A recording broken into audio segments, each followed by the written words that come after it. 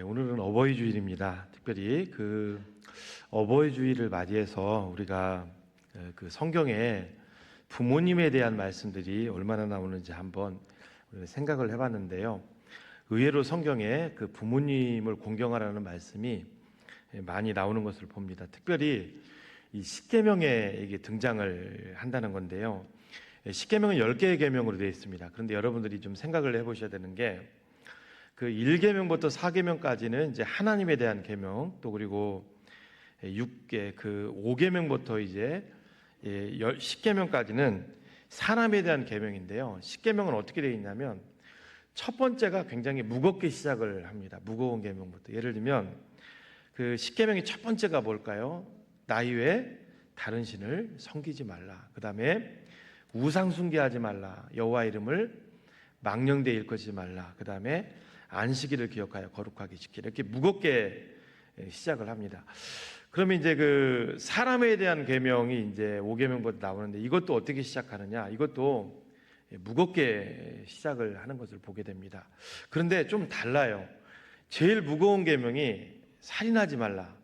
그게 나와야 되는데 자 보십시오. 살인하지 말라. 그 다음에 간음하지 말라, 도둑질하지 말라, 이렇게 좀 무겁게 되는데 살인하지 말라를 뛰어넘는 계명이 앞에 나옵니다. 바로 그게 5계명인 부모를 공경하라, 이 계명이 나오는데 유대인들은 이 부분을 좀 깊이 좀 생각을 해봤어요. 어떻게 봤냐면 이게 5계명은 사람에 대한 계명은 아닐 거다. 왜? 모든 계명이 다 무겁게 시작해서 이렇게 다 가볍게, 아무래도 경이 시작해서 중으로 가는데 부모 공경하고 살인하지 말라고 어떤 게 무거워요? 당연히 살인하지 말라가 무겁죠. 그런데 부모 공경이 앞에 나오는 걸 보니까 이것은 1계명부터 5계명까지는 하나님의 계명이다. 하나님이 보이지 않기 때문에 부모님을 세운 거 아닌가. 그래서 여러분 성경에 뭐가 나오냐면 고르반이 나오는 거예요. 고르반 아시죠? 고르반이 그거거든요. 하나님께 드렸다. 하나님을 잘 섬기면 부모님을 내가 좀 안 모셔도 그냥 하나님을 모신 게 부모님 모신 게 되는 거예요. 그걸 가지고 예수님이 질책을 하시죠. 하나님은 하나님이고 부모님은 부모님이고, 분명히 십계명인데 부모를 공경하라 했다고 주님이 바로 잡아주시죠. 여러분 십계명에 무겁게 시작해서 가볍게 가는데 살인하지 말라는 계명보다 앞에 있는 계명이 바로 부모를 공경하라는 계명이라는 거예요. 그러면 이 부모를 공경하라는 것은 굉장히 중요하기 때문에 하나님이 십계명에 그렇게 두신 것이 아닌가 우리가 생각을 해보게 되는 거죠. 자, 어버이날을 이제 맞이해서 어버이 주일을 맞이해서 우리가 부모님에 대해서 한번 좀 생각을 해보셨으면 좋겠어요. 왜 우리가 부모님을 공경해야 될까? 왜 그게 하나님께 기쁨이 될까? 한 4가지 정도로 좀 같이 좀 얘기를 좀 나누기를 원하는데요. 첫 번째는요, 부모님을 공경하는 것은 부모님을 뛰어넘어 하나님을 공경하는 것이라는 거예요. 자, 우리 골로새서 아까 읽었던 3장 20절 말씀을 한번 천천히 읽어볼까요? 시작. 자녀들아, 모든 일에 부모에게 순종하라. 이는 주 안에서 기쁘게 하는 것이니. 원래 이 말은 이렇게 나오면 더 좋지 않았을까요? 자녀들아, 모든 일에 부모에게 순종하라. 이는 부모님을 기쁘게 하는 것이니. 근데 성경은 부모님에게 순종하면 이게 주 안에서 주님에게 기쁨이 된다, 이렇게 지금 기록하고 있습니다. 쉽게 말해서 이거예요. 여러분들이 만약에 저에게 무엇을 주었어요, 제가 기쁘겠죠, 당연히. 그렇죠? 여러분들이 만약에 젊은 분들이라면 남자와 여자친구를 사귄다 그러면 여자친구의 생일 때 내가 여자친구에게 뭘 줬어요. 여자친구의 말에 순종했어요. 그럼 여자친구가 기쁘겠죠. 그런데 오늘 본문은 부모에게 순종하라, 부모님을 기쁘게 하는 것은 이렇게 하지 않고 주님을 기쁘게 드린다, 이렇게 나옵니다. 왜 이 말씀이 나왔을까요? 우리 다들 많이 들어보셨겠지만 하나님이 영이시기 때문에 보이지가 않으세요. 그래서 하나님께서 특별하게 하나님을 대신해서 우리에게 세워주신 분이 바로 부모님이시라는 거예요. 우리가 태어났을 때 처음에 맞닥뜨리는 분도 바로 부모님이죠. 그러니까 하나님은 우리가 부모님에게 어떻게 하느냐를 보시면서 우리가 하나님을 공경할 수 있게 그렇게 우리를 만드셨다는 거예요. 그러니까 여러분, 부모님을 공경하는 것은 곧 하나님을 기쁘게 하시는 것이다. 여기 그 부모에게 순종하라는 말은요, 이 순종이라는 단어 헬라어 히파쿠인데요, 이게 무슨 뜻이냐면 낮은 자리에 서서 듣다, 그런 뜻입니다. 여러분, 그 아이 때는요, 누구든지 아이 때는 부모보다 우리가 낮은 자리에 설 수가 있습니다.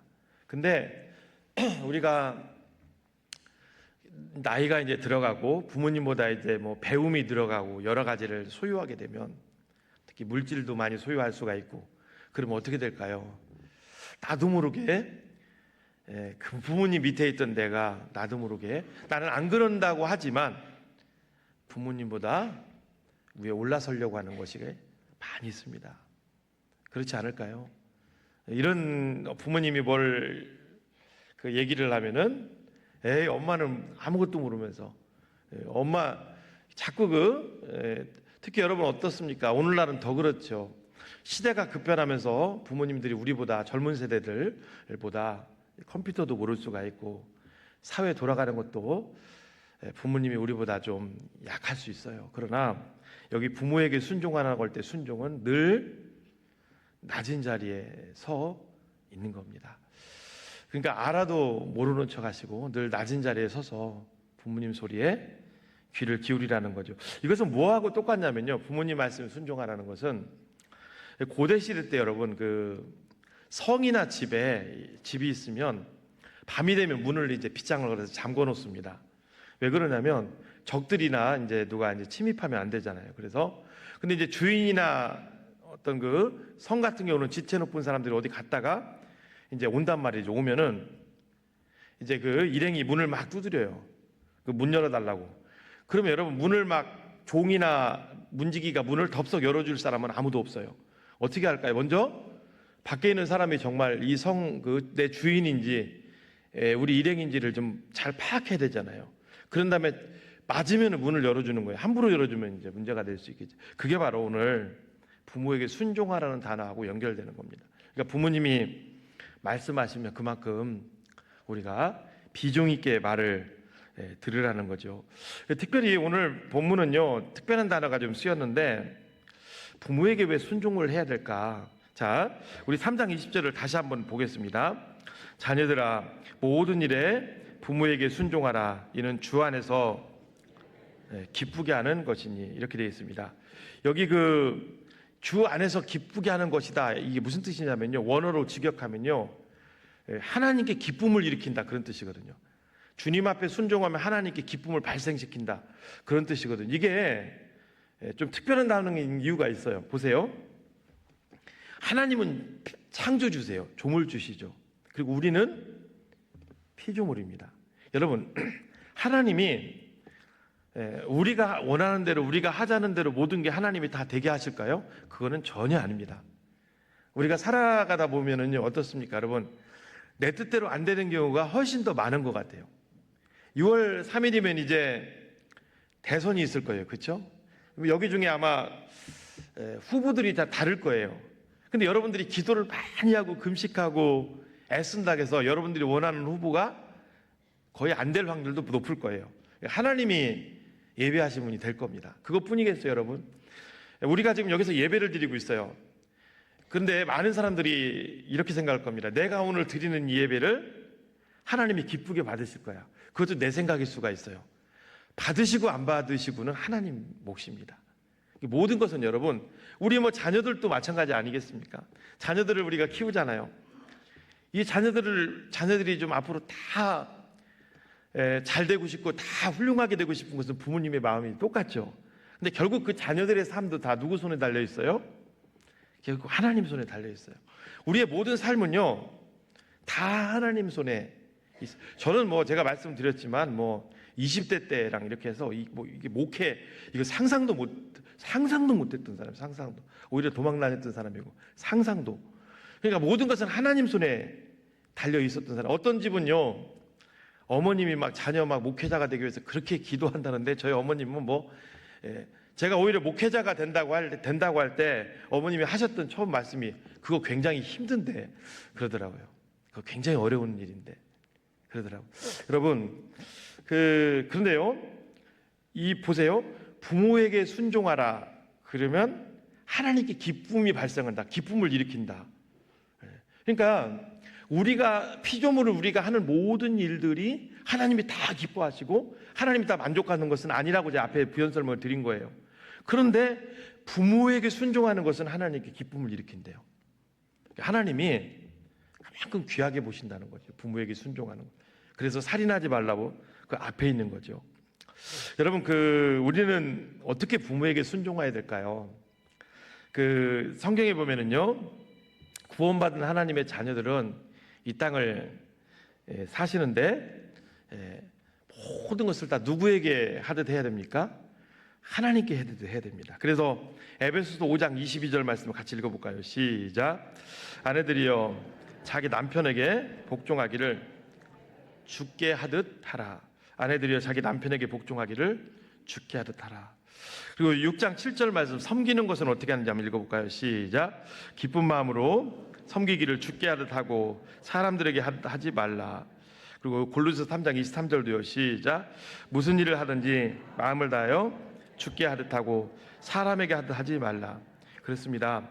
어버이날 맞이해서요, 우리가 부모님에게 우리가 순종하고 부모님에게 효도하기가 참 쉽지는 않습니다. 그러나 우리 구원받은 사람들은요, 이제는 하나님의 영광을 위해서 살아가야 되는 사람들이에요.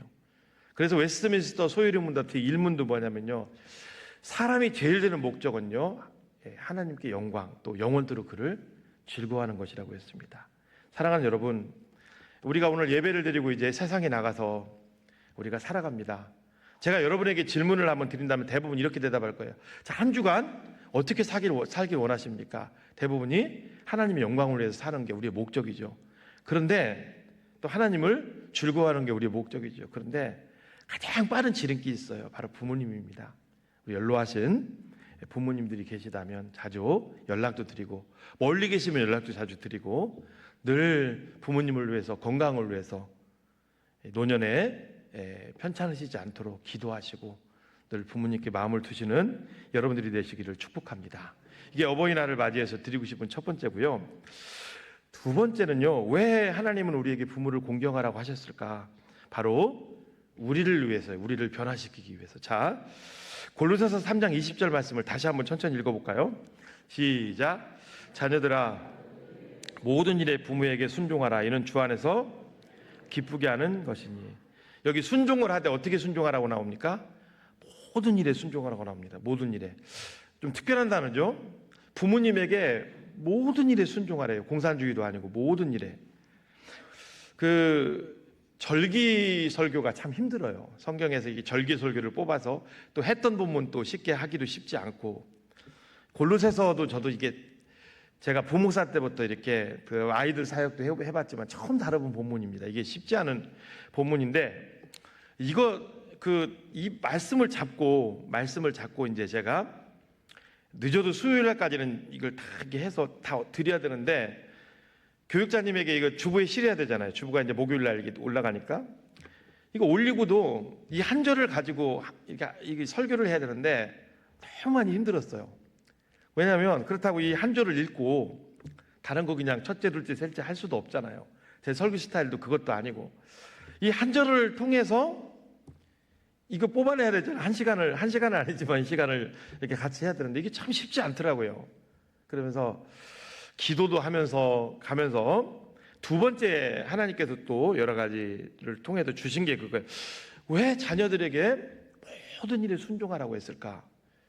찾아보니까요, 태어났을 때부터 어머니에게 부모님에게 모든 일에 순종하는 거예요. 그러니까 우리가요, 부모님에게 모든 일에 순종하는 것은 선택이 아닙니다. 반드시 해야 되는 상황이라는 거죠. 맞잖아요. 반드시. 그렇죠? 순종하지 않는 게 이상한 거죠. 모든 일에. 요거를 놓고 결론을 내린 게 그거예요. 여러분, 잘 생각해 보세요. 우리 기독 크리스찬들이 우리에게 최고의 가치는 변화잖아요. 변화. 맞죠? 변화인데요. 제자 훈련이 우리를 변화시킬까요? 쉽지 않습니다. 조금은 되는데 잘 안 돼요. 기도가 우리를 변화시킬까요? 그것도 쉽지 않아요. 그러면 섬기는 게 우리를 변화시킬까요? 그것도 쉽지 않아요. 그럼 예배가 변화시키느냐? 우리 교단에도 큰 목회를 감당하셨던 서울 사랑의 교회 옥 목사님도 수만 명 목회했잖아요. 그분이 돌아가시기 전에 뭐라고 한 줄 아세요? 예배로 변화 안 돼. 이제 중직자들 보면서 느낀 거예요. 예배로 변화가 안 된다는 거. 그럼 여러분, 뭘로 우리가 변화가 될까요? 뭐라고 생각하세요? 우리를 변화시키는 것은요, 의외로요, 갈등입니다. 갈등. 순종입니다. 순종. 그러니까요, 여러분, 여러분들이 만약에요, 교회만 아무 갈등 없이 봉사 같은 거 하나도 안 하고 교회만 똑딱똑딱 계속 왔다 갔다 다니신다, 바뀌실 것 같죠? 안 바뀌어요. 왜 제가 온라인 예배 지금도 드리고 계실 거예요? 온라인 예배를 드리는 분들한테 교회로 자꾸 나오시라고 하는 이유가 뭐냐면, 온라인 예배를 드리면 편해요. 근데 뭐가 없어요, 여러분? 갈등이 없다고요. 갈등이. 제가 믿음 생활을 저도 한 50년 이렇게 모태신앙고 때 해보니까요, 우리를 바꾸는 것은 여러분 의외로 갈등입니다. 의외로 갈등이에요. 부딪힘이에요. 제가 갈등이라 해도 좀 그런데 부딪히면서 그 속에서 막 갈등도 하고 순종도 하고 억눌리기도 하고, 그러면서 내 자아가 부서지는 거예요. 내가 바뀌는 거예요. 여러분 보십시오. 아이가 처음에 태어났어요. 그러면 그 아이가 독립할 때까지 부모님의 말씀에 100% 순종하는 아이가 몇 명이나 될까요? 어렵게 생각할 거 아닙니다. 여러분들을 되돌아보시면 알겠죠. 저를, 그렇죠? 대부분이 보면 사람은요, 죄성이 있기 때문에 다 자기 뜻대로 하려고 하는 게 있어요. 그러니까 어떻게 보면 말은 않지만 어렸을 때 부모님이 뭐 하세요 자꾸 하면 아이는 말을 내내는 하지만 굉장히 힘든 거예요. 이게 믿는 분이든 안 믿는 분이든 그 속에서 부딪힘과 그 가정이라는 테두리 안에서 부모님과 그걸 통해서 하나님은 우리를 서서히 바꿔가시는 거예요. 이유가 뭘까? 제가 설명해 드릴게요. 여러분, 그 산에 같은 데 가면은요, 막 거친 돌들이 막 보여요. 막 손 찔리기도 하는. 근데요, 그 돌들은요, 거의 10년, 20년, 30년 지나도 거의 그대로일 거요. 근데 여러분, 그 돌들을 빼가지고요, 물속에다가 여러 돌들하고 같이 논다고 생각해보면, 시냇물에다가. 그럼 물이 흐르면서 부딪히면서 서로 막 부딪히면서 이게 매끄러운 돌이 되겠죠. 잘 생각해보세요, 여러분. 하나님은 우리를 이미 하나님이 선택하셨어요. 맞죠? 우리를 선택하셨다고. 그럼 이 땅이라는 우리의 인생이라는 걸 하나님이 왜 우리에게 허락하실까요? 갈등과 부딪힘과 낮아짐과 죽어짐과 그런 걸 보면서 결국은 우리 자아가 죽어지고 나중에는 이 땅을 떠날 때 우리가 누구처럼 돼서 하나님 앞에 서기를 원하시는 거예요. 예수님이죠. 그래서 우리가 찬송을 부를 때 예수도 함께 원합니다. 결국 하나님의 궁극적인 목적은 예수도 함께 하시는 거죠. 근데 제가 이렇게 이 말씀을 준비하면서 생각을 해보니까, 저도 그런 삶을 살았잖아요. 해보니까요, 뭐냐면 사람이 어디서 가장 많이 변할까? 홀로 예배드린다고 변하는 게 아니라 결국은 부딪힘입니다. 부딪힘. 그래서 여러분, 목자로 세움을 받았다, 뭐 교사로 세움을 받았다, 그 속이 막 타죠. 그렇죠? 다 품어 안아야 되니까 속이 타죠. 그러면서 우리가 또 바뀌는 거예요, 여러분. 우리가 또 바뀌고 우리가 또 하나님 안에서, 제가 부교육자가 됐다가 이제 뭐 저쪽 전주 포함해서 지금 이제 5년 넘게 담임 목회자로 사역을 하잖아요. 여러분들이 인정하지 않든 부교육자로 사역했던 그거보다 담임 목회자로 몇 년 안 되죠. 그래서 담임 목사님들 존경하는 그 이제 6년까지는 안 됐지만 그 시간이 겉으로는 평온해 보이고 설교하지만 굉장히 힘든 시간이었어요. 근데 반대로 저희에 있어서 굉장히 유익한 저는 시간이라고 믿습니다. 왜냐면요, 하나님이 빚어가는 거니까, 바꾸는 거니까. 사랑하는 여러분, 여러분들 중에 이런 분들이 있으실 거예요. 나는 왜 이런 내 마음에 안 드는 이런 집에서 집도 아니야, 집구석에 태어나가지고 내가 이런 부모님 만나서 내가 내 삶이 왜 그래? 여러분, 그렇게 생각 마십시오. 다 하나님의 섭리고요. 하나님은 그분들을 통해서 여러분들을 지금까지 인정하든 인정하지 않으시든 빚어오신 줄로 믿습니다. 여러분 한번 생각해 보십시오. 여러분들이요, 만약에 지금 이 시간 이후로 교회에서 평안하게 예배만 드리고요, 아무 갈등 없이 편안하게 다니면 우리가 바뀔 것 같죠? 안 바뀝니다. 고난이 오면요 바로 불쑥불쑥 나옵니다. 바로 내 자아가 나오고요 연약해집니다. 사람은요 갈등 속에서 우리가 바뀌는 거예요. 그래서 하나님께서 우리에게 부모님을 허락하신 거고 지금 이 존재로 우리를 세워주신 거예요. 믿으십니까? 그렇다면 우리는 이 어버이날을 맞이해서 여러분들이 어떤 가정에서 여러분들이 지금까지 살아오셨던 그 부모님의 노고에 감사하십시오. 하나님이 허락하신 겁니다. 그리고 또 부모님이 살아계시다면 다시 한번 그 부모님에게 우리가 남은 인생 부모님을 이렇게 효도하시는 여러분들이 되시기를 바랍니다. 저는 그 모든 일에 순종하라는 것을 노아를 통해서 한번 여러분들에게 한번 말씀드리고 싶어요. 여러분, 노아는 어떻게 보면은 온 세상이 다 죄악에 물들었을 때 노아를 통해서 하나님이 이 땅을 세워가기를 원하셨잖아요. 마치 오늘 우리를 예표하고 우리 그리스도인들을 예표하는데요, 창세기 6장을 보면은요 노아에게 하나님이 방주를 지으라고 하세요. 그렇죠? 방주를 지으라고 하나님 말씀하시는데 우리 6장 14절을 한번 읽어볼까요? 한 절만요. 시작.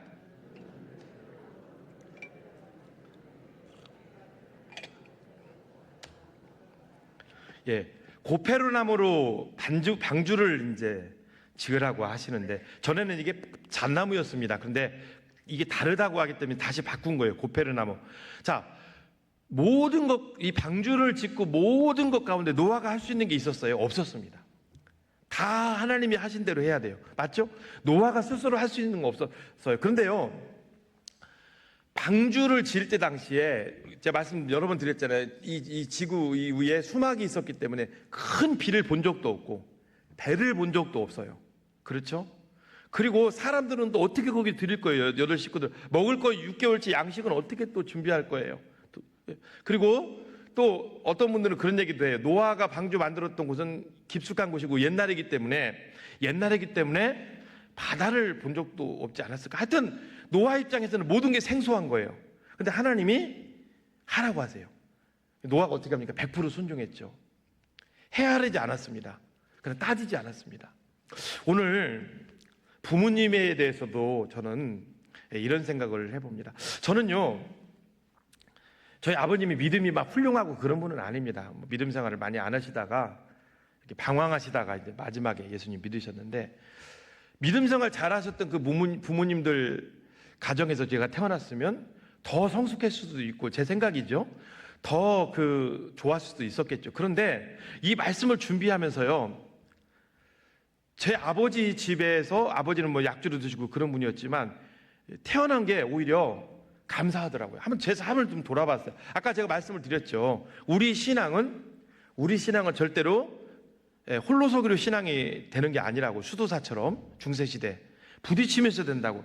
그 아버지와의 그 순종하기 싫은 대로 순종, 억압 여러 가지를 하면서 저에게, 제가 이 사역하는데도 그렇고 저에게 얻은 것이 너무 많은 거예요. 그러니까 오히려 그게 감사하게 되더라고요. 우리도 마찬가지입니다. 사랑하는 여러분, 하나님께서는 부모님을 통해서 지금 모든 상황을 통해서 우리를 빚어가고 계신다는 사실을 여러분들이 꼭 잊지 않으시는 여러분들 되시기를 바랍니다. 세 번째는요, 우리가 왜 부모님에게 순종해야 될까? 이건 다 잘 아시는 건데요, 순종하면 하나님의 복을 받기 때문에 그래요. 자, 우리 3장 20절을 다시 한번 읽어볼까요? 3장 20절 시작. 자녀들아, 모든 일에 부모에게 순종하라. 이는 주 안에서 기쁘게 하는 것이니. 제가 모든 일에 순종하라. 하나님 우리를 빚어가신다. 그 모든 일에 순종하라. 따지지 마라.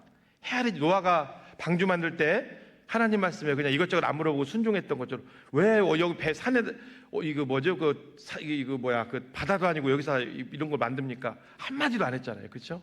순종했잖아요. 그럴 때 하나님이 복이 오는 것처럼 여러분, 주 안에서 기쁨이 된다. 하나님이 기뻐하신다. 잘 보십시오. 부모님이요, 자녀가 이렇게 있잖아요. 그렇죠? 자녀가 있으면 자녀들이 다 똑같진 않은데 어떤 자녀들은 아주 부모님의 기쁨이 되는 자녀들이 있을 수 있잖아요. 그럼 어때요, 여러분? 그 자녀가요, 10,000원 달라고 하면요, 11,000원이라도 더 주고 싶은 게 부모님의 마음이죠. 그렇잖아요. 자녀들이 순종하면 더 주고 싶잖아요. 그렇죠? 교회도 마찬가지고 다 마찬가지예요. 하나님은 어떨까요? 육신의 부모도 그런데 하나님도 마찬가지입니다. 우리가 하나님이 기뻐하는 삶을 살게 되면 하나님이 가만히 계실까요? 아니죠. 여러분, 이걸 통해 성경에서 예를 하나 들어드릴까요? 히스기야 왕 아시죠? 히스기야 왕. 히스기야 왕 굉장히 귀한 사람이에요. 왜 그런 줄 아세요? 그의 아버지 아하스가 유다 왕들 중에 그냥 손꼽힐 정도로 악한 왕이었어요. 아버지 아하스가. 그런데 히스기야는 아버지의 길로 가지 않았고요. 다윗도 그랬고 솔로몬도 그랬고 이스라엘 어떤 왕이 하지 못했던 산당도 다 히스기야가 무너뜨린 사람이에요. 백성들이 어떻게 보면 원성도 살만도 하죠. 근데 나중에 히스기야에게 어려움이 처합니다. 아수르 18만 5천 명이 쳐들어와서 다 그 이스라엘을 에워싸고 히스기야가 있는 예루살렘을 에워싸고요. 히스기야에게 중병이 걸려요. 이때 좀 이사야 선지자가 와서 여기서 좀 해안할 수 있는 방법을 좀 처방해 주면 얼마나 좋겠어요. 근데 이사야 선지자가 와서 한 말이 뭔지 아세요? 죽을 준비하십시오. 왕이시여. 왕의 생명은 여기까지입니다. 하나님이 왕에게 주신 생명은 여기까지입니다. 그때 히스기야가 열왕기상 20장에 보면 눈물로 하나님께 기도하죠. 하나님 어떻게 합니까? 전무후무한 일을 일으키세요. 히스기야에게 예정된 그 생명을 하나님이 연장합니다. 15년을. 그리고 아수르 군대를 군사 한 명의 도움도 없이 하룻밤에 싹 하나님이 죽게 만드시죠. 여러분, 이런 기적이 일어났던 데에는 어떤 일이 있었다고? 히스기야가 아버지의 길을 따르지 않고 하나님을 기쁘시겠다는 것을 우리가 잊지 마시기 바랍니다. 오늘 우리들도 마찬가지입니다. 하나님을 기쁘시게 하면 어떻게 될까? 출애굽기 20장 12절에 하나님을 기쁘시게 하는 게 부모님에게 순종하는 건데 우리에게 귀한 약속을 주고 계세요. 읽어볼까요? 시작. 내 부모를 공경하라. 그리하면 내 하나님 여호와가 내게 준 땅에서 내 생명이 길리라. 앞으로 장차 주실 이스라엘 땅에서 생명이 길 것이다. 이렇게 얘기했는데 이 부분을 바울은 좀 더 정확하게 부연 설명을 하고 있어요. 우리가 어떤 복을 받느냐? 우리 에베소서 6장 2절 3절을 같이 읽어볼까요? 시작. 내 아버지와 어머니를 공경하라. 그렇습니다. 약속 있는 첫 번째 계명이니 3절 시작. 이로써 내가 잘되고 땅에서 장수하리라. 그렇습니다. 십계명이 나오는 계명입니다. 부모님께 효도하면은요, 우리가 이 땅에서 잘 된대요. 그 잘 된다는 말은 영적, 육적 그 형통을 얘기하는 거죠. 그렇습니다. 성경을 여러분들이 한번 보시기 바랍니다. 하나님의 말씀에 순종한 자들에게 하나님께서는 큰 복을 주시고 영육간에 그들을 선하게 인도하신 줄로 믿습니다. 오늘도 지금까지의 여러분들의 삶은 이제 덮어두시고 회개할 것은 회개하시고 남은 삶 동안 어떻게 될까요? 부모님에게 효도하세요. 그리고 부모님이 이미 연로하셔서 떠나신 분들이 있잖아요. 그분들은 그럼 어떻게 해야 될까? 육신의 부모님이 이제는 떠나셨다면 우리에게는 영적인 부모님은 여전하십니다. 하나님 말씀 앞에 순종하십시오.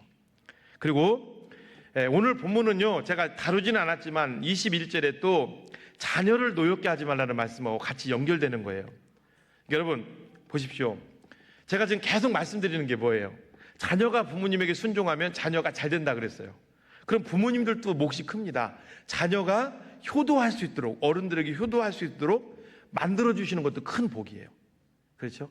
자녀들에게 공부를 시키고 재산을 물려줘서 자녀들이 잘 되게 하는 거, 이것보다 더 소중한 거 뭐냐면 그 자녀들이 하나님 잘 섬기고 부모님께 효도할 수 있도록 만들어주는 것도 굉장히 큰 몫이죠. 교회에서도 마찬가지고. 네 번째는요, 왜 우리가 부모님에게 순종해야 될까? 마지막 네 번째는요, 우리가 하는 이 작은 순종은 우리가 생각하는 것보다 훨씬 더 부모님에게는 가치가 크기 때문에 그래요. 여러분, 우리가 부모님에게 하는 전화 한 통화, 부모님에게 드리는 용돈 조금, 그리고 문자 메시지 이런 것들이 우리가 볼 때는 100으로 본다면요, 부모님이 그걸 받아들이는 것은 다르다는 거예요. 예를 하나 들어볼게요. 한 20년 정도 된 것 같아요. 지난 2004년 전라남도 곡성에 있는 김모 할머니라는 분이 창고에서 극약, 이 농약을 마시고 그 신음하다가 하루 만에 숨지는 사건이 일어납니다. 왜 이런 일이 일어났을까? 이 김모 할머니라는 분이 이 곡성군에 있는 한 읍내 그 시장을 다녀오시는데 허리에다가 항상 뭘 차고 다녔대요. 어르신들 그거 하잖아요. 허리춤에다가 전대 같은 걸 만들어서. 그게 지갑이었어요, 지갑. 근데 그것을 통째로 잃어버린 거예요. 아마 화장실 갔다가 놓고서 가셨는지 그 돈이 현금이 들어있는 걸 잊어버린 거예요. 근데 그 그 지갑에는 뭐가 들어있었냐면 그동안 사위가 준 그 용돈, 딸들이 가끔씩 와서 준 그 용돈, 그걸 쌈짓돈으로 모아놓은 거예요. 그것을 이제 잃어버리신 거예요. 주변에 이제 털어놓고 막 이곳저곳을 다 찾아봤지만 결국은 못 찾았어요. 결국은 크게 낙심하다가 할머니가 농약을 드시고 자살 기도를 했다가 돌아가셨어요. 자, 여러분, 우리가 볼 때는 아니 사위나 따님들이 준 그 용돈이 그게 이제 뭐라고 그게 뭐라고 그렇게 돌아가시나 할 수 있지만 주는 사람이 볼 때는 그렇게 볼 수 있지만 할머니의 마음은 다르다는 거예요. 할머니의 마음은 아마 생명 이상으로 그 가치가 저는 컸다고 생각합니다. 충분히 이해가 가요. 이게 저도 이제 부모를 같이 시작하니까요. 저도 알게 되는 게 있어요. 뭐냐면요. 생일 때 아마 그 엄마가 시켜서 그랬는지 아이들이 그랬는지 선물을 저한테 가끔씩 주는데 우리 아이들은 주로 다이소에서 선물을 사서 주더라고요. 다이소에서. 이제 웃으시잖아요. 비싼 것도 아니에요. 또 선물을 주면 좀 지혜로운 애들 같으면 이렇게 어떻게 좀 이렇게 택을 떼던가 항상 붙어 있는 걸 줘요. 1,000원, 2,000원. 그렇잖아요. 좀 우리는 주더라도 바겐세 이런 거면 다 떼고 막 주잖아요. 포장해서. 근데 항상 또 택도 붙여서 주는데 항상 1,000원, 2,000원이에요. 그리고 글씨를 또 써서 주는데 딸은 좀 나은데 남자애들은 이게 기계식으로 글씨를 써서 줘요. 기계식으로 이렇게 엄마 아빠 생일 축하합니다. 생신 축하합니다. 이렇게 기계식으로 주는데 그런데요. 다른 데 갔었으면 그거 벌써 버렸을 거예요. 근데 이사를 제가 목회하면서 다니시잖아요. 근데요. 그거 못 버리게 돼요. 아마 같은 마음이실 겁니다. 항상 아무것도 아니에요. 아무것도. 애들이 6살 때 7살 때 들어가서 준 거 아마 거의 다 있을 겁니다. 다 있을 거예요, 그게. 여러분, 한번 여쭤볼게요. 지난번에 세월호 사건으로 단원고 아이들이 많이 죽었죠, 그죠? 그때 보상금이 나왔습니다.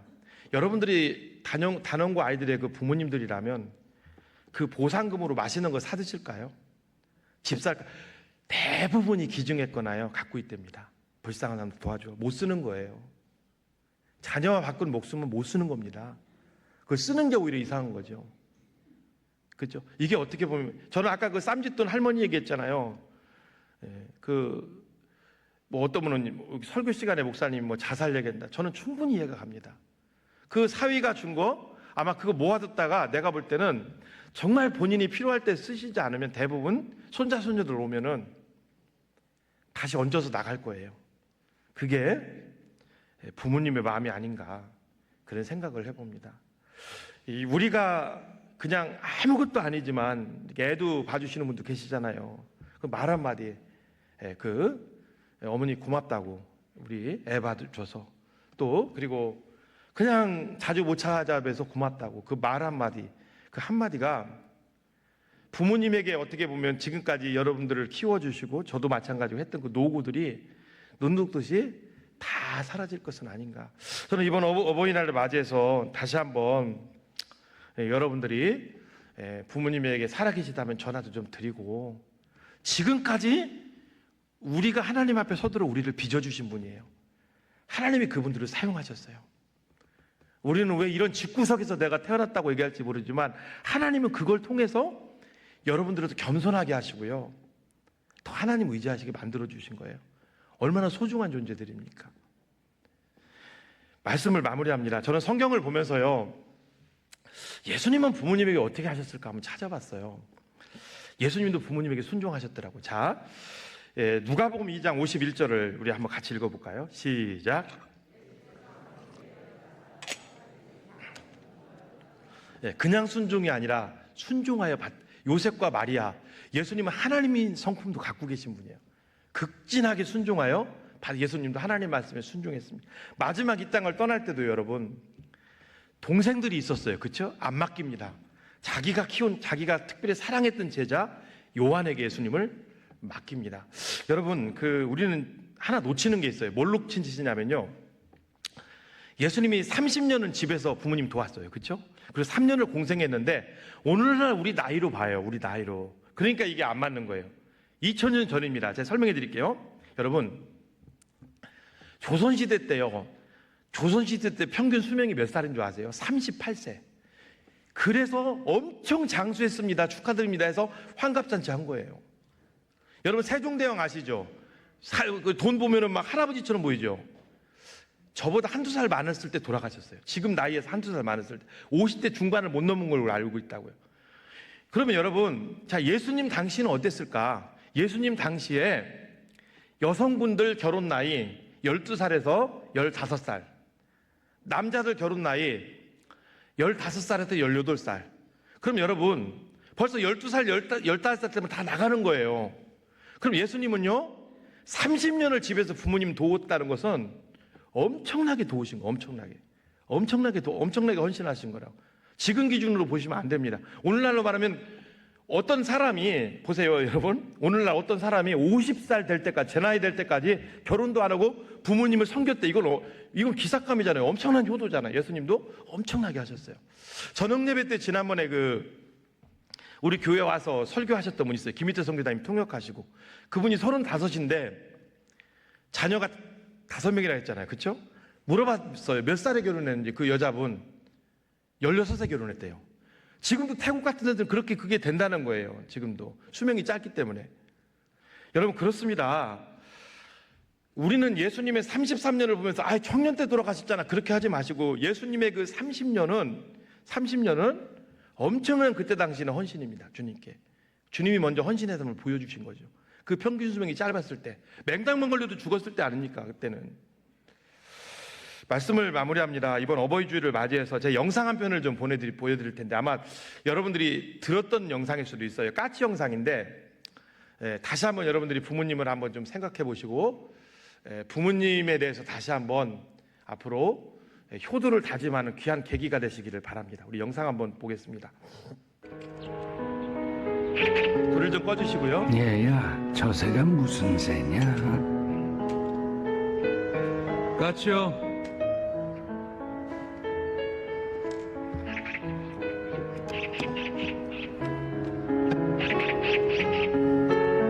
얘야, 저 새가 무슨 새냐? 까치라니까요.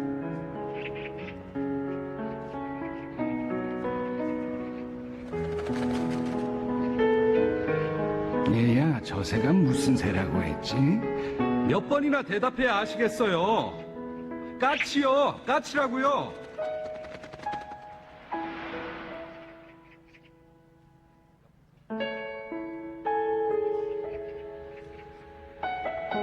아범아, 너는 어렸을 때 저게 무슨 새냐고 100번도 더 물었다.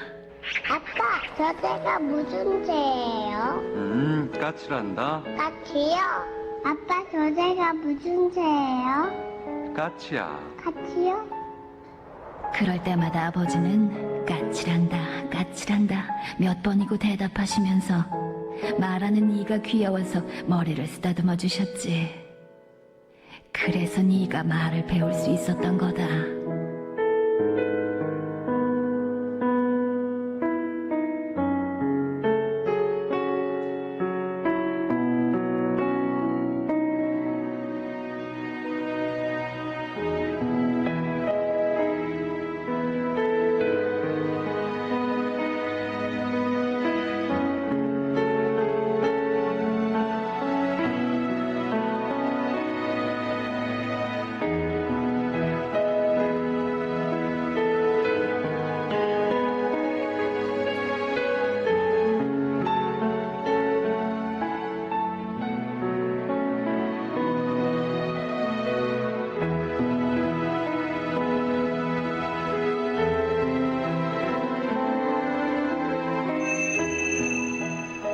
꼭 잡아들이세요. 언젠가 날 잡아주셨던 아버지의 그 손을. 기도하겠습니다. 하나님, 감사와 찬양과 영광을 돌립니다. 우리는 성장해서 어릴 적 부모님들이 우리를 어떻게 돌봐주시고 어떻게 또 이끌어 주셨다는 것을 다 잊어버리고 살아갑니다. 이제 우리의 부모님들은 연로하셔서 우리가 만약에 없게 되면은 우리가 생각하는 것보다 훨씬 더 가벼운 존재들로 바뀌어 있는 것을 보게 됩니다. 하나님 아버지, 우리 성도님들이 이 시간 이후를 통해서 우리 부모님에게 따뜻한 말 한마디, 또 공손함, 전화 한 통화를 드리고 천국 갈 때까지 그분들을 하나님께로 인도하는데 우리가 귀하게 쓰임받도록 도와주십시오. 예수님의 이름으로 기도하옵나이다. 아멘.